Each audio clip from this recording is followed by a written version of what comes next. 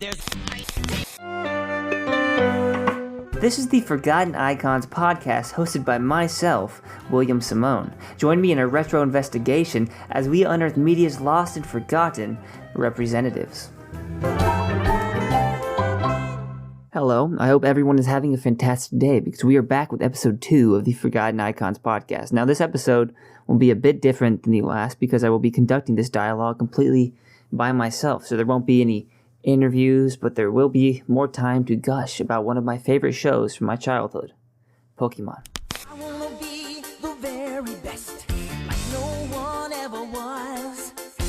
Now, I will address the elephant in the room here. Pokemon, including merchandise and video games, is the highest grossing media franchise to ever exist, estimated to have grossed over $110 billion since its inception in 1996. Hello Kitty, Winnie the Pooh, and Mickey Mouse Hi everybody, it's me, Mickey Mouse. trail behind being the only other media franchises to surpass $80 million in estimated gross revenue.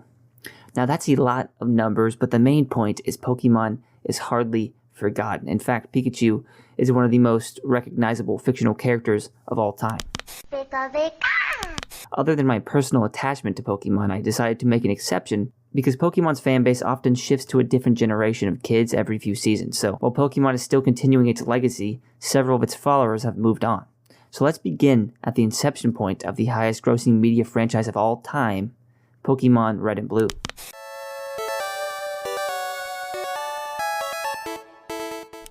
These games were originally released in Japan titled Pocket Monsters Red and Green, being playable on the original Game Boy.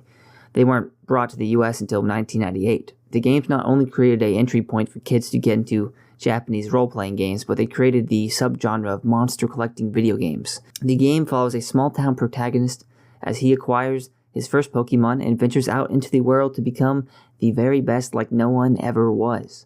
The gameplay is mainly centered around catching, training, and battling your Pokemon as you move from town to town. This entry was deemed Generation 1 of Pokemon, while today the newest entries, Pokemon Scarlet and Violet, mark Generation 9 of Pokemon.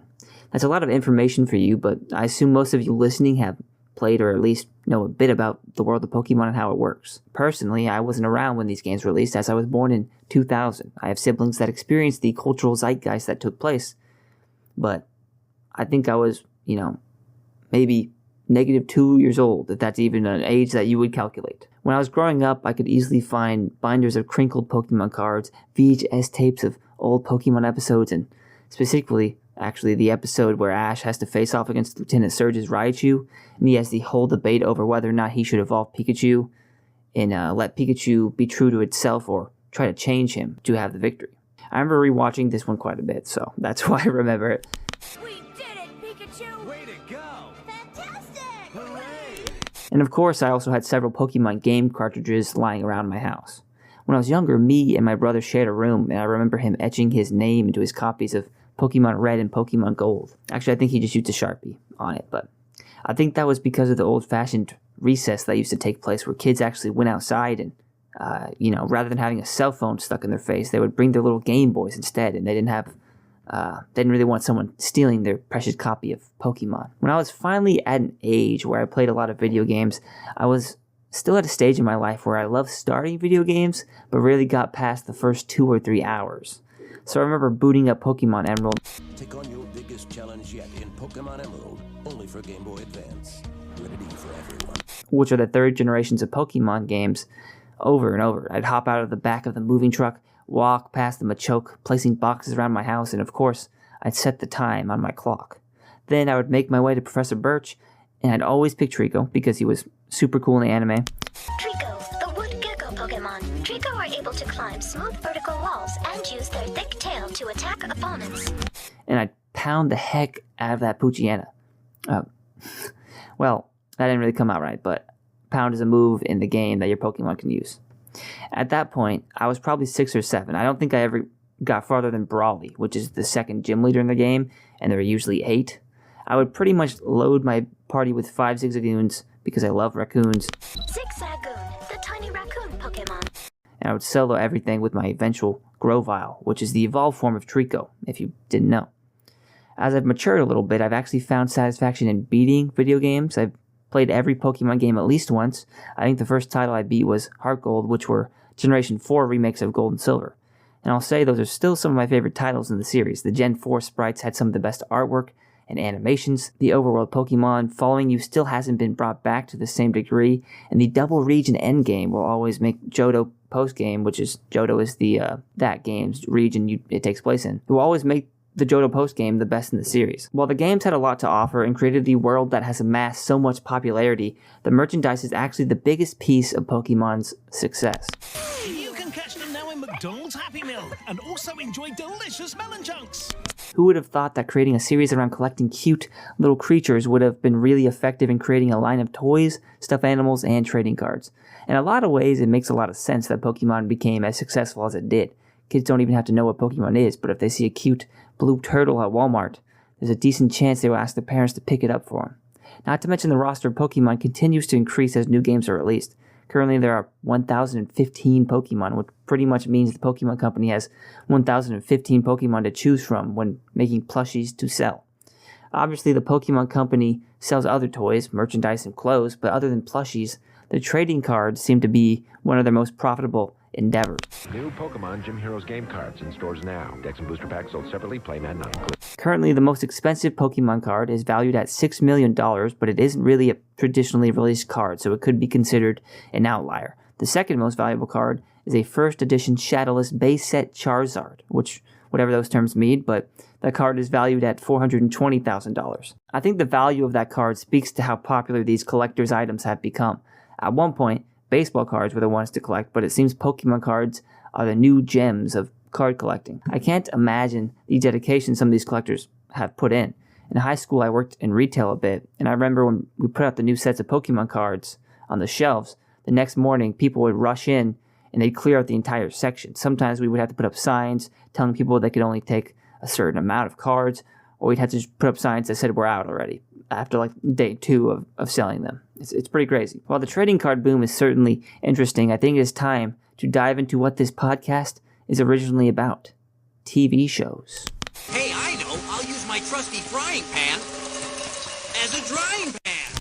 The Pokemon TV show aired its first episode on April 1st, 1997. The series, up to this point, has followed Ash Ketchum and his mascot Pokemon Pikachu. Ash and Pikachu are joined by a different cast of companions as they explore the different regions within the Pokemon world. Currently, the cartoon, or anime, whatever you want to call it, is on season 25 with a total of 1,233 episodes. That's a heck of a lot of episodes. Personally, like I said, I have VHS tapes and eventually DVDs laying around my house that let me watch some of these early episodes. I remember Ash saving his Pikachu from the horde of Fearow and the Ho-Oh flying past them.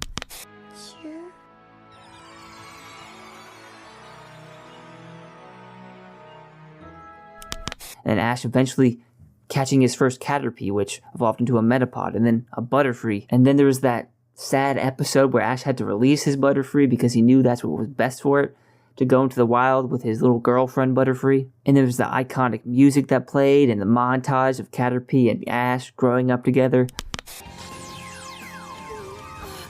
Take care, Butterfree. Good luck, buddy. It's possible I'm a wuss, but these moments make me emotional at the time, and I don't think my reaction was isolated. There's a special connection between humans and animals, or more specifically, humans and their pets, that is easy to understand. In a lot of ways, that connection is what makes this series so special. Even the evil team, Team Rocket, were evil, and they had nefarious plans to steal people's Pokemons throughout all these episodes, but they still had a deep connection with their own Pokemon. In one of the earlier episodes of the Generation 3 anime, I remember there was a Pokemon poacher running around that threatened to steal Team Rocket's Pokemon, Arbok and Weezing.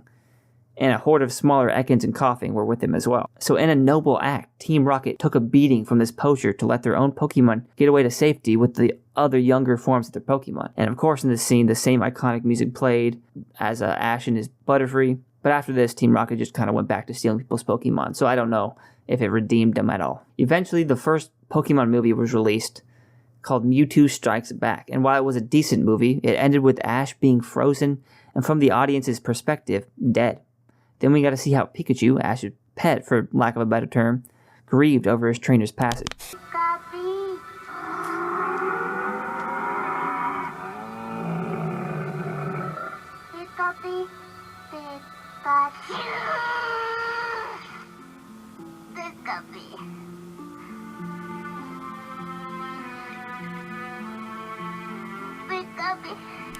It may be an easy way to get emotional resonance, but showing a cute, innocent animal crying did its job. In the end, Ash wasn't dead, but it was another emotional scene that emphasized the connection between humans and animals. In a lot of ways, it's sad because for the 26th season of Pokemon, Ash, Ketchum, and Pikachu will no longer be the protagonist of this franchise. The franchise that has seemingly been around for a lifetime to many of us will be fundamentally changed. The journey that has continued for 26 years will come to a definite end. I may have drifted off from the series a long time ago, but sometimes you don't realize how much something meant to you until it's gone. Thanks for watching, everyone. I hope you had a good time remembering what made this series so great. I'll see you next time.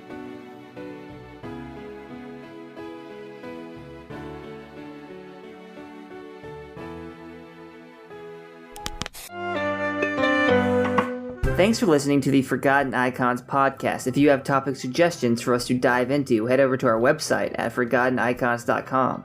And if you enjoyed this episode, consider giving us a positive review on the streaming platform of your choice. For any updates, follow me on Instagram and Facebook at @TheWilliamSimone. There's